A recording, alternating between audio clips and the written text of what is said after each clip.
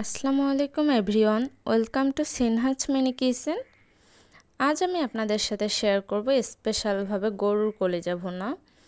যারা নতুন রাঁধুনি আছেন, কলিজা ভুনা করতে পারেন না, ব্যাড একটা স্মেল আসে, তাদের জন্য ভিডিওটা অনেক স্পেশাল হবে, অনেক হেল্পফুল হবে। তাহলে চলুন কথা না বাড়িয়ে মূল রেসিপিতে। প্রথমে আমি কড়াইতে পানি ফুটিয়ে নিচ্ছি।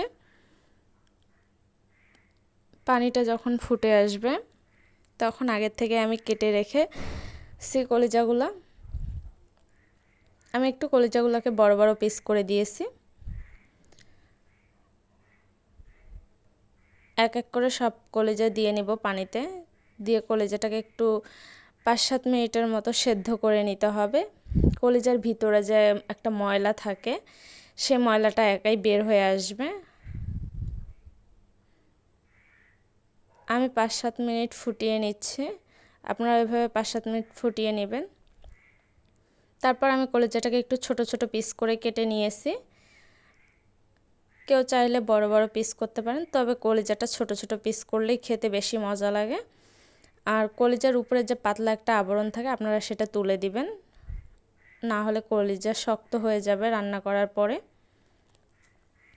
তারপর আমি একটা কড়াই নিয়ে পরিমাণ মতো তেল দিয়ে নিচ্ছি কড়াইতে। তেলটা গরম হয়ে আসলে আগে থেকে কেটে রাখা পেঁয়াজ কুচি দিয়ে নিব।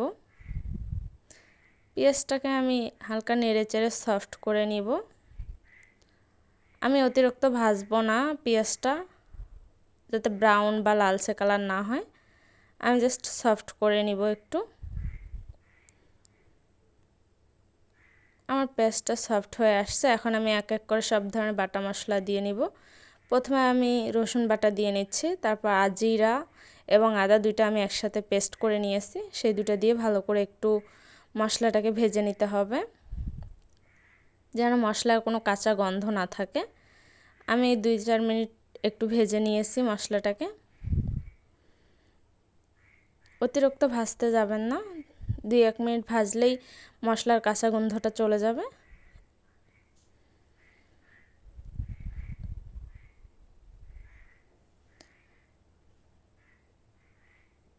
আমার মশলাটা ভাজা কমপ্লিট। এখন আমি এক এক করে গুঁড়ো মশলাগুলো দিয়ে নিব। আমি এখানে স্বাদ মতো লবণ দিয়ে নিয়েছি, পরিমাণ মতো হলুদ গুঁড়ো দিয়ে নিব। ঝালটা আপনাদের টেস্ট অনুযায়ী দিয়ে নেবেন। আমি পরিমাণ মতো মরিচের গুঁড়ো দিয়ে নিয়েছি। এখানে রাঁধুনি গরুর মাংস মশলাটা ইউজ করেছি আমি 1 চামচ। তারপর গরম মশলার গুঁড়া ইউজ করেছি 1/2 চা চামচ। 1.5 চামচ পরিমাণ জিরা গুঁড়া ইউজ করেছি। সব ধরনের গুঁড়ো মশলা দিয়ে এখন আমি একটু ভালো করে তেলের সাথে ভেজে নিব। মশলাটাকে একটু তেলের সাথে ভেজে নিলে কালারটা অনেক সুন্দর আসে দেখতে। তারপর পরিমাণ মতো পানি দিয়ে আমি কষিয়ে নিব মশলাটাকে।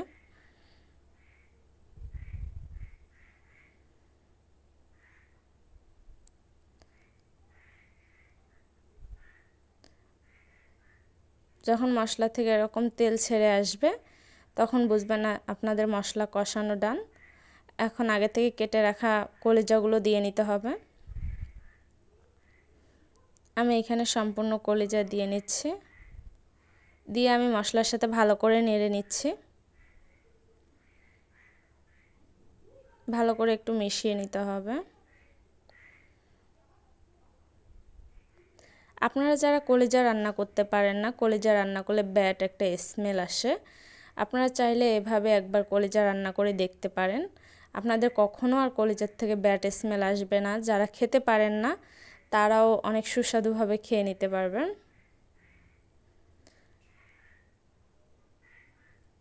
কলিজাটাকে একটু সময় নিয়ে কষিয়ে নিতে হবে। আমি মশলাটার সাথে কষিয়ে নিচ্ছি, এখনও আমি কোনো পানি ব্যবহার করিনি। আমি একটু সময় নিয়ে কষিয়ে নিব। অতিরিক্ত পানি ব্যবহার করলে কলিজার থেকে একটা ব্যাড স্মেল আসে। আর আপনারা প্রথমে কলিজাটাকে ওইভাবে পানি গরম করে সেদ্ধ করে তারপর কেটে নিয়ে রান্না করবেন, তাহলে ব্যাড স্মেলটা আসবে না।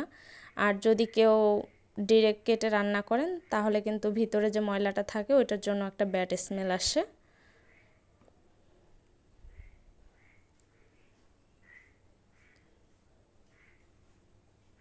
একটু পরপর নেড়ে চেড়ে দিতে হবে যেন নিচে লেগে না যায়, এটা লক্ষ্য রাখতে হবে।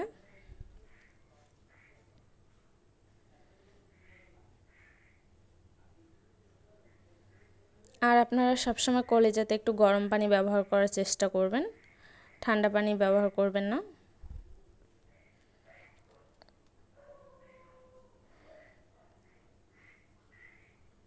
আমি এখন পরিমাণ মতো একটু পানি দিয়ে নিচ্ছি। অনেকেই আছে একবারে পানি দিয়ে কলিজাটাকে সেদ্ধ করে নেয় বেশি পরিমাণ পানি দিয়ে। যখন অতিরিক্ত পানি দিয়ে একবারে সেদ্ধ করে নেবেন তখন কলিজাটা খেতে ভালো লাগবে না। তো আমি অল্প অল্প পরিমাণ পানি দিয়ে কলিজাটাকে কষিয়ে নেব।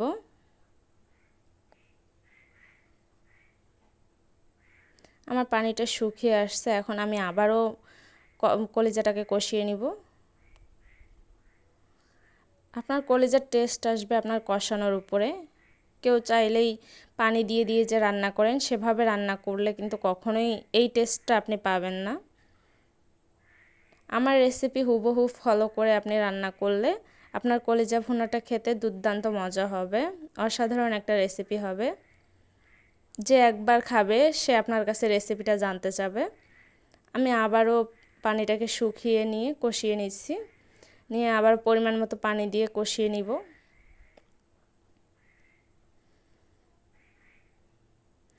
খুব সহজে আপনারা চাইলে এভাবে কলিজাটা রান্না করতে পারেন।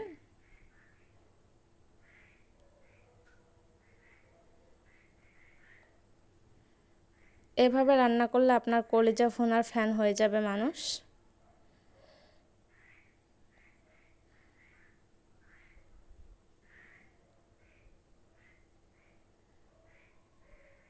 আবারও নেড়েচেড়ে কষিয়ে নিতে হবে ভালো করে কলিজাটাকে।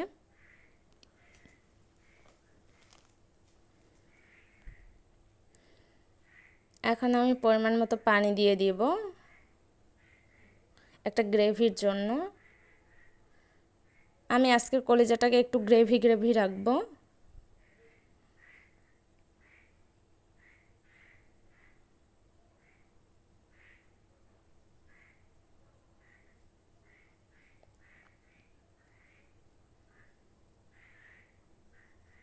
আপনার কালারটা দেখেই বুঝতে পারতেছেন কলিজার কালারটা কতটা লোভনীয় হয়েছে।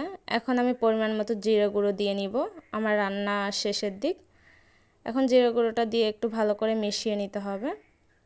আপনারা জিরে গুঁড়োটা শেষে দেওয়ার চেষ্টা করবেন, তাহলে স্মেলটা অনেক ভালো আসে, খেতে অনেক সুস্বাদু হয়। চাইলে আপনারা এভাবে কলিজা ভুনা করে দেখতে পারেন। আর যারা এখনও আমার চ্যানেলটিকে সাবস্ক্রাইব করেনি তারা এখনই সাবস্ক্রাইব করে আমার পাশে থাকুন, আমার নতুন নতুন ভিডিও পাওয়ার জন্য। লাইক কমেন্ট শেয়ার করে আমার পাশে থাকবেন। আল্লাহ হাফেজ।